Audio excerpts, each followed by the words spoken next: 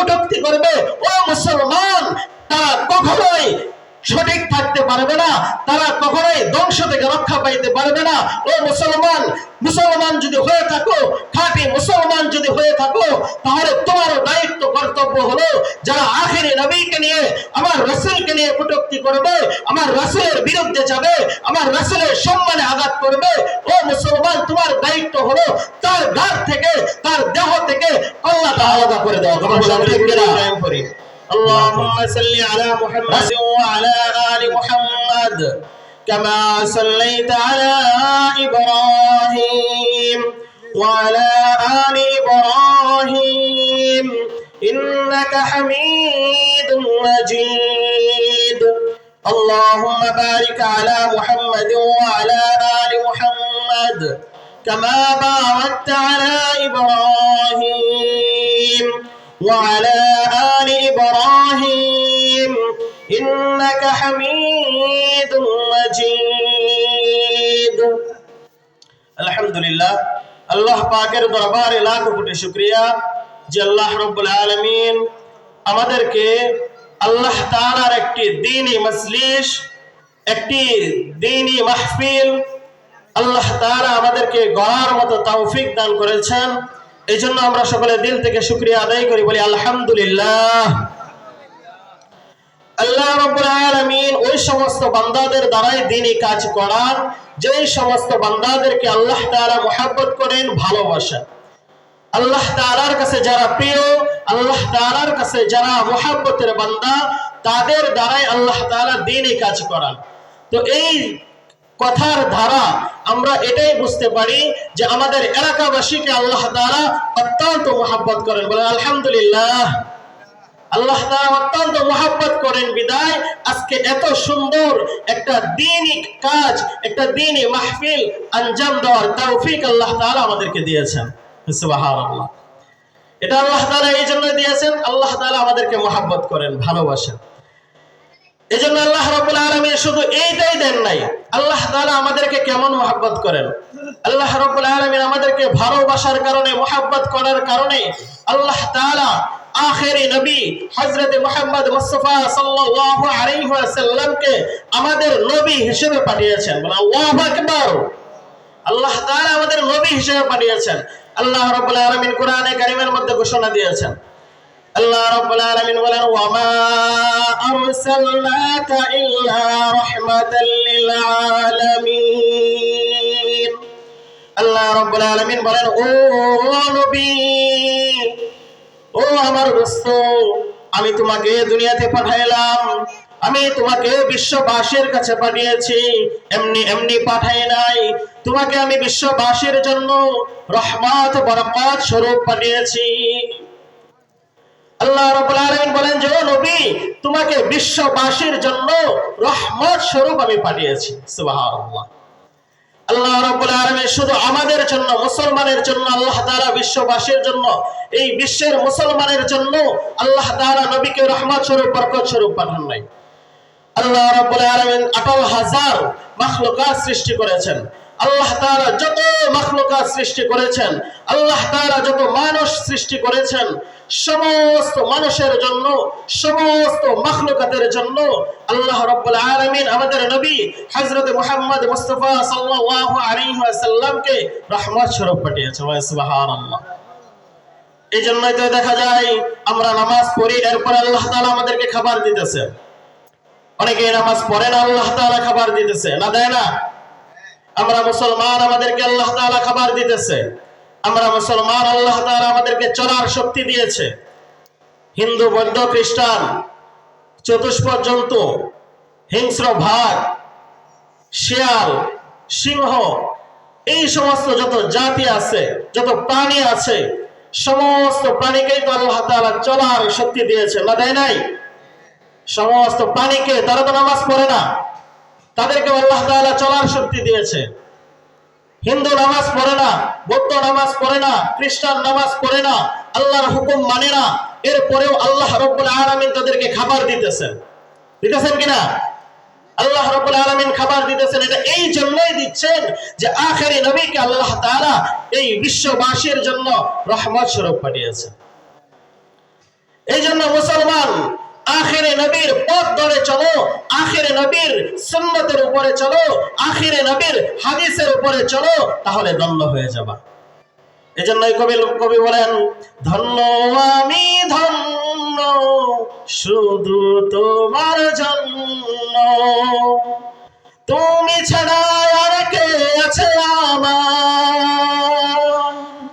তুমি ছাড়া আর কে আছে আমাদের এত কাছে প্রেরণান্য, ধন্য আমরা ধন্য রাসূল তোমার জন্য। কথা বলেন ঠিক কিনা? রাসূলের জন্য আজকে আমরা ধন্য হয়ে গিয়েছি, আমরা আখিরে নবীর উম্মত হয়েছি। ও মুসলমান বাবারা, আখিরে নবীর উম্মত হওয়ার জন্য সমস্ত নবীর আল্লাহর কাছে বলতো, আল্লাহ আমাকে নবী বানাইও না, আমি নবী হতে চাই না, আমি চাই তুমি আখিরে নবীর উম্মত আমাকে বানাও, আমি আখিরে নবীর উম্মত হইতে চাই, তুমি আমাকে আখিরে নবীর উম্মত বানাও। ও মুসলমান, আখিরে নবী এত বরকতময় নবী, যে নবীকে আল্লাহ রাব্বুল আলামিন দুনিয়াতে যখন ছিলেন সম্মানিত করেছেন, দুনিয়া থেকে চলে গিয়েছেন আল্লাহ তাআলা সম্মানিত করেছেন।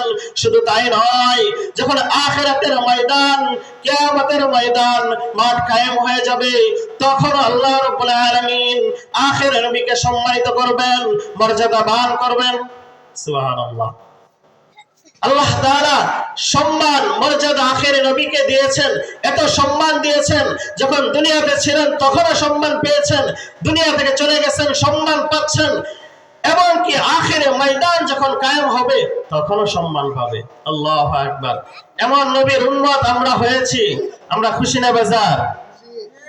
খুশি, খুশি থাকতেই হবে, কারণ আখিরে নবীর উম্মত হওয়ার জন্য সবাই আবেদন করত। ও মুসলমান, সবাই আবেদন করত। আল্লাহ রাব্বুল আলামিন হযরত ঈসা আলাইহিস সালাতু ওয়াস সালামের এই আবেদনকে গ্রহণ করেছেন। আখিরে নবীর উম্মত হয়ে হযরত ঈসা আলাইহিস সালাতু ওয়াস সালাম দুনিয়াতে আসবেন। সুবহানাল্লাহ। একজন নবীর দোয়া, আল্লাহ তাআলা এই দোয়াকে কবুল করেছেন। এজন্য আখিরে নবীর উম্মত মর্যাদা কেমন ছিল? আল্লাহ নবী সাল্লাল্লাহু আলাইহি ওয়াসাল্লাম যেখানে যাইতেন সেখানেই মর্যাদাবান হয়ে যাইতেন। শুধু রাসূল মর্যাদাবান হইতেন না, রাসূল যে দেশের মধ্যে যাইতেন ওই দেশটাও সম্মানিত হয়ে যাইত। আল্লাহ নবী সাল্লাল্লাহু আলাইহি ওয়াসাল্লাম যখন মক্কা নগরীতে জন্মগ্রহণ করলেন, মক্কা নগরীর নাম ছিল বাক্কা নগরী। কি ছিল? বাক্কা। কি ছিল? কথা বলেন, কি ছিল? বাক্কা ছিল। আল্লাহ নবী সাল্লাল্লাহু আলাইহি ওয়াসাল্লামের বরকতে হয়ে গেল মক্কা। আল্লাহ নবী সাল্লাল্লাহু আলাইহি ওয়াসাল্লাম মক্কা থেকে হিজরত করে মদিনায় গেলেন। মক্কা থেকে হিজরত করে যখন নাকি আল্লাহ নবী সাল্লাল্লাহু আলাইহি ওয়াসাল্লাম মদিনায় যান, মদিনায় যাওয়ার পরে এই মদিনার নাম ছিল ইয়াসরিব। কি ছিল? ইয়াসরিব ছিল। যখন নাকি রাসূল সাল্লাল্লাহু আলাইহি ওয়াসাল্লাম মক্কা থেকে মদিনায় হিজরত করলেন, মদিনায় গেলেন, মদিনার নাম ইয়াসরিব থেকে হয়ে গেল মদিনা, সোনার মদিনা হয়ে গেল। নাম ছিল ইয়াসরিব, অক্ষণের একটা দেশ, ধ্বংসের একটা দেশ। আল্লাহ নবী সাল্লাল্লাহু আলাইহি ওয়াসাল্লাম যাওয়ার পরে ওই দেশ হয়ে গেল স্মরণের দেশ, সোনার মদিনা হয়ে গেল। সুবহানাল্লাহ। তো রাসূল সম্মানিত, রাসূল মর্যাদাবান, রাসূল যে দেশে যায় ওই দেশও সম্মানিত হয়ে যায়। আল্লাহু আকবার। সেই রাসূলের উম্মত যারা, তারাও সম্মানিত। আল্লাহু আকবার। কিয়ামতের ময়দানে, হে উম্মত, কিয়ামতের ময়দানে তুমি আমি যদি জান্নাতে না যাই, অন্য নবীর উম্মত জান্নাতে যাইতে পারবে না। সর্বপ্রথম তোমাকেই জান্নাতে দেওয়া হবে। আখিরে নবীর উম্মত তোমাকেই সর্বপ্রথম জান্নাতে দেওয়া হবে, এরপরে অন্যান্য নবীদের উম্মতদেরকে জান্নাতে দেওয়া হবে। আল্লাহু আকবার। সম্মান আল্লাহ তাআলা দিয়েছে কিনা? তো এই সম্মান রাখতে হইব। তো এই সম্মান রাখতে হলে আল্লাহ নবী সাল্লাল্লাহু আলাইহি ওয়াসাল্লামের সুন্নাতের উপরে চলতে হবে, আল্লাহ নবী সাল্লাল্লাহু আলাইহি ওয়াসাল্লামের হাদিসের উপরে চলতে হবে। আল্লাহ রাব্বুল আলামিনের হুকুম 5 ওয়াক্ত নামাজ সময় মতো আদায় করতে হবে।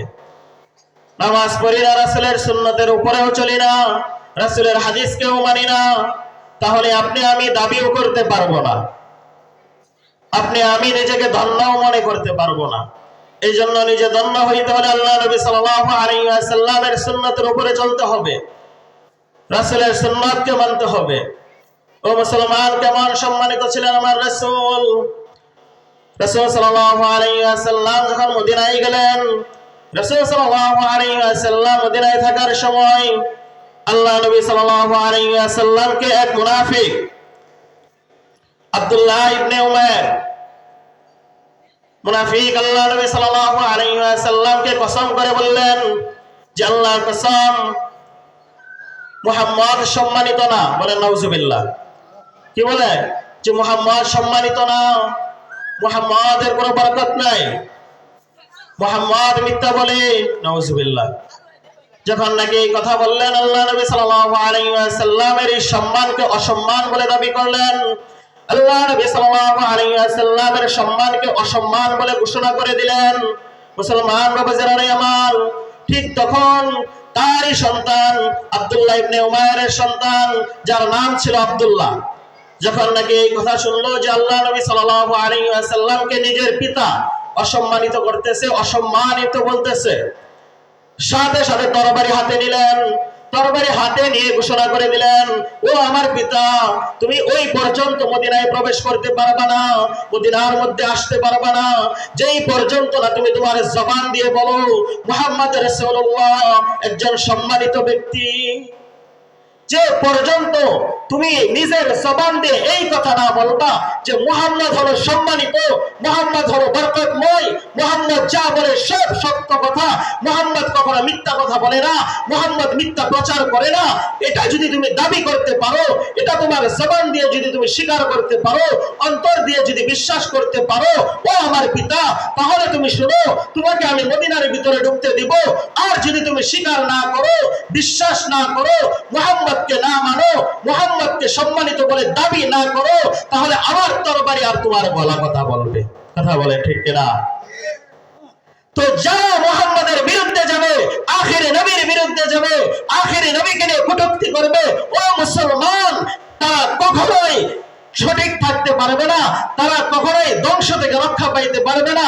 ও মুসলমান, মুসলমান যদি হয়ে থাকো, খাঁটি মুসলমান যদি হয়ে থাকো, তাহলে তোমারও দায়িত্ব, কর্তব্য হলো যারা আখিরে নবীকে নিয়ে, আমার রাসূলকে নিয়ে কটূক্তি করবে, আমার রাসূলের বিরুদ্ধে যাবে, আমার রাসূলের সম্মানে আঘাত করবে, ও মুসলমান, তোমার দায়িত্ব হলো তার গার থেকে, তার দেহ থেকে আল্লাহকে আলাদা করে দেওয়া। কথা বলেন ঠিক কিনা?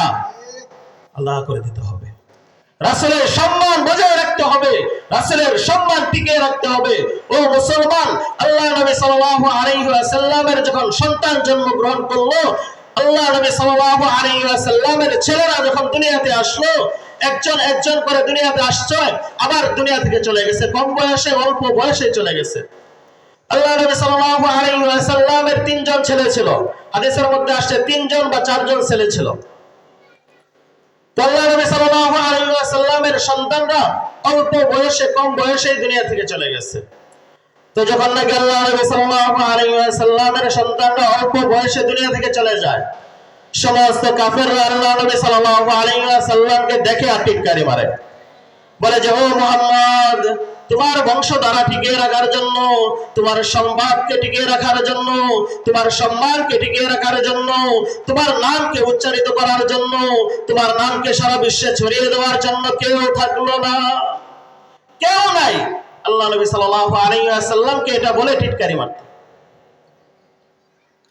বলতো যে মুহাম্মদ, তোমার তো সন্তান নাই, ছেলে নাই, তোমার নামটা কে নিবে? কে তোমার নাম নিবে? তোমার বংশ কে উজ্জ্বল করবে? ও মুসলমান, আজকে আপনি আমি বলি, আপনার আমার যদি ছেলে না থাকে, তাহলে আপনার আমার বংশধারা থাকবে না? এখানেই শেষ।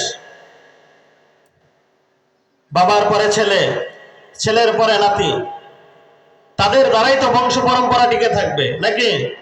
তো আল্লাহ নবী সাল্লাল্লাহু আলাইহি ওয়াসাল্লামকে কাফেররা এই কথা বলতো যে ও মুহাম্মদ, তোমার তো বংশধারা কেউ টিকিয়ে রাখবে না। আল্লাহ রাব্বুল আলামিন বলেন, মুহাম্মদ, তোমার কোনো টেনশন নাই, ও আমার দোস্ত, তোমার কোনো টেনশন নাই, তুমি চিন্তা করো না, তোমার নামকে সারা বিশ্বে ছড়িয়ে দেওয়ার জন্য তোমার উম্মতি যথেষ্ট। কথা বলেন ঠিক কিনা? আজকে আল্লাহ নবী সাল্লাল্লাহু আলাইহি ওয়াসাল্লামের নাম বলনে ওয়ালা পৃথিবীতে আছে না নাই? আছে, আছে। যদি থাকে তাহলে বলি সাল্লাল্লাহু আলাইহি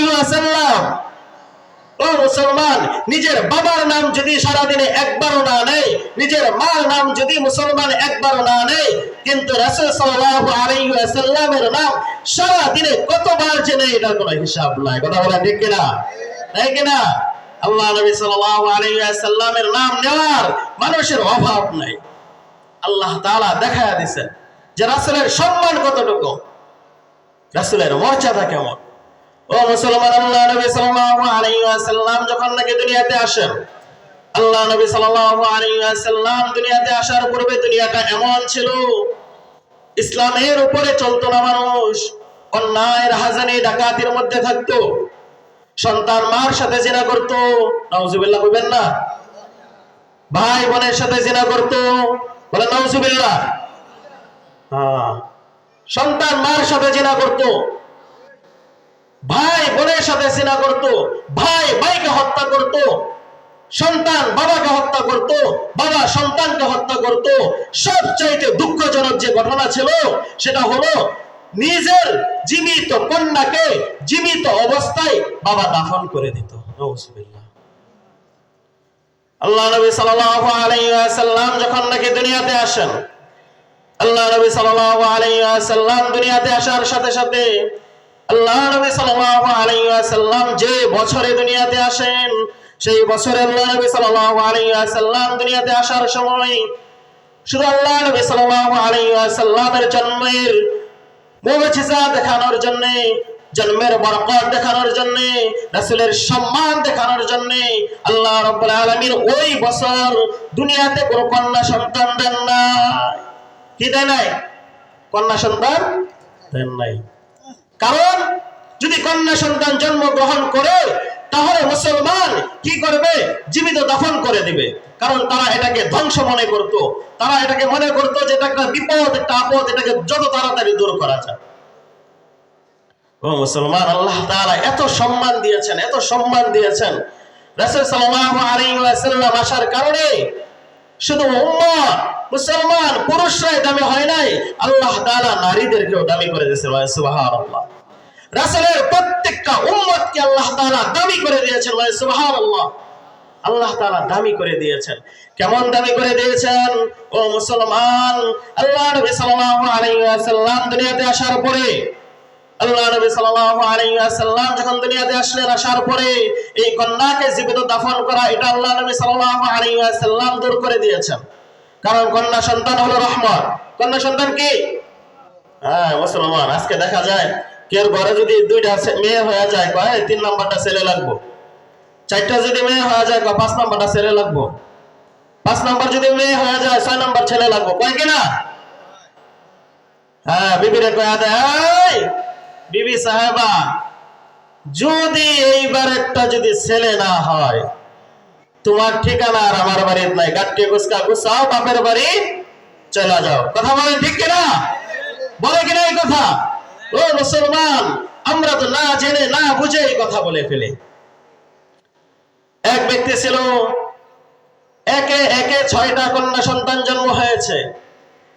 যখন নাকি 7 নাম্বার সন্তান হবে, তখন 7 নাম্বার সন্তানের সময় বিবি সাহাবাকে বলতেছে, ও আমার বিবি, তোমার যদি এইবারে সন্তানটা ছেলে না হয়, তাহলে তুমি নিজের বাড়ি ছেড়ে, আমার বাড়ি ছেড়ে তোমার বাবার বাড়িতে চলে যাবা। ও মুসলমান বাবার আমার, যখন নাকি মহিলা এই কথা শুনলো, স্বামীর আদেশ পেয়ে গেল যে যদি ছেলে না হয় তাহলে স্বামী তাকে তাড়িয়ে দিবে। মুসলমান বাবাজিরানে আমার, ঠিক তখন ওই মহিলা রাত্রি জেগে আল্লাহ রাব্বুল আলামিনের কাছে দোয়া করেন, ও আল্লাহ, তুমি আমাকে এই অসম্মান থেকে রক্ষা করো, এই অসম্মান থেকে আমাকে রক্ষা করো। আল্লাহ, আমাকে তুমি অসম্মানিত করিও না। যখন নাকি এই দোয়া আল্লাহ রাব্বুল আলামিনের কাছে করেন, দোয়া করতেছেন, মহিলা স্বামী রাত্রে ঘুমাইছেন, ঘুমের মধ্যে স্বপ্নে দেখেন আল্লাহ রাব্বুল আলামিন তারে দেখাইতেছেন যে স্বামী ঘুমের মধ্যে স্বপ্নে দেখতেছেন আল্লাহ রাব্বুল আলামিন তার জন্য ফয়সালা করে দিয়েছে জাহান্নাম। মুসলমান স্বপ্নে দেখতেছে যে আল্লাহ তাআলা তার জন্য জাহান্নাম ফয়সালা করে দিয়েছে। যখন নাকি এই স্বপ্ন দেখতেছেন, আল্লাহ রাব্বুল আলামিন ফেরেশতাদেরকে বললেন, ও ফেরেশতারা, এই গুনাহগার বান্দাকে জাহান্নামে নিয়ে যাও। যখন নাকি ফেরেশতারা জাহান্নামে নিয়ে যাবে, জাহান্নামের এক দরজার মধ্যে গেছে, যাওয়ার সময় দেখে তার যে বড় কন্যা সন্তান, প্রথম কন্যা সন্তান দরজার সামনে দুই হাত বাড়িয়ে দিয়ে দাঁড়িয়ে আছে, দাঁড়িয়ে বলতেছে, ও ফেরেশতারা, আমার বাবাকে জাহান্নামে দিও না। আমার বাবা আমার জন্য কত কষ্ট করেছে, আমার বাবা আমাকে লালন পালন করেছে, আমার বাবা আমাকে খাবার দাবার দিয়েছে, আমার বাবা আমার জন্য কত কষ্ট করেছে, ও ফেরেশতারা আমার বাবাকে জাহান্নামে দিও না। প্রথম দরজার মধ্যে যখন দেখলেন যে জাহান্নামে দেওয়া যাবে না, তখন জাহান্নামী ফেরেশতারাই পুরুষকে, এই গুনাহগারকে দ্বিতীয় জাহান্নামের দরজার মধ্যে নিয়ে গেলেন। যখন দ্বিতীয় দরজার মধ্যে নিয়ে যায়, দেখেন যে দ্বিতীয় কন্যা সন্তান দাঁড়িয়ে বলতেছে, ও ফেরেশতারা আমার বাবাকে জাহান্নামে দিও না, আমার বাবাকে জাহান্নামে জ্বলতে আমি দেখতে পারবো না, কারণ আমার বাবা দুনিয়াতে থাকার সময় আমার জন্য কষ্ট করেছে, আমাকে খাবার দিয়েছে, আমার ভরণ পোষণ দিয়েছে, আমার বাবা দুনিয়াতে অনেক কষ্ট করেছে, ও ফেরেশতারা আমার বাবাকে জাহান্নামে দিও না। যখন নাকি 3 নম্বর গেটের মধ্যে যায়, 3 নম্বর কন্যা সন্তান এইভাবে 6টা দরজার মধ্যে গেছে, 6টা দরজার মধ্যে যা দেখে যে 6 দরজার মধ্যেই নিজের কন্যারা হাত বাড়ায়া বলতেছে, ফেরেশতারা আমার বাবাকে জাহান্নামে দিও না, আমার বাবা জাহান্নামের আগুন সহ্য করতে পারবে না, আমার বাবা তো পারবেই না, আমার বাবা জাহান্নামে থাকবে, ও ফেরেশতারা এটাও আমরা সহ্য করতে পারবো না। আল্লাহু আকবার। কন্যা সন্তান বাবাকে জাহান্নামে দিতে দিচ্ছে না, বাধা দিচ্ছে। ও মুসলমান, এই গুনাহগারের ঘুম ভেঙে গেল। গুনাহগার বান্দার যখন ঘুম ভেঙে যায়, সাথে সাথে দেখেন যে বিবি পাশে নাই, বিবিকে খুঁজতেছেন, কোথাও পাচ্ছেন না। যখন নাকি অন্ধকার রাত্র, ঘরের মধ্যে কোনো বাতি নাই, বিবিকেও খুঁজে পাচ্ছেন না, আস্তে আস্তে বিছানা থেকে উঠলেন। বিছানা থেকে উঠে দেখেন যে বিবি ঘরের এক কোণারে বসে আল্লাহ তাআলার কাছে দোয়া করতেছে, ও আল্লাহ আমাকে সম্মানিত করো, আমাকে তুমি অসম্মানিত করো না, আমি এই স্বামীকে ছেড়ে অন্য স্বামীর ঘরে যাইতে পারবো না। স্বামীর সাথে সাথে এই দৃশ্য দেখে কান্না করে দিলেন। কান্না করে বিবি সাহাবাকে জড়ায় ধরলেন, জড়ায় ধরে বলতেছেন, ও আমার বিবি, এটাও আমি ছেলে চাই না, এটাও চাই আমি কন্যা সন্তান। আল্লাহু আকবার। দয়ার নবী, মায়ার নবী নিজে তো সম্মানিত ছিলেন, উম্মতকেও সম্মানিত করে দিয়েছেন। আল্লাহ তাআলা রাসূলকে তো সম্মানিত করে পাঠিয়েছেন, উম্মতকেও সম্মানিত করে পাঠিয়েছেন। ও মুসলমান, সেই রাসূলের উম্মত আমরা, তো সেই রাসূলের সুন্নতের উপরে চলা চাই ইনশাআল্লাহ। আল্লাহ রাব্বুল আলামিন যে কথাগুলো বললাম আমাদের প্রত্যেককে আমল করার তৌফিক দান করুন। ওয়া আখির দাওয়ানা আলহামদুলিল্লাহি রাব্বিল আলামিন।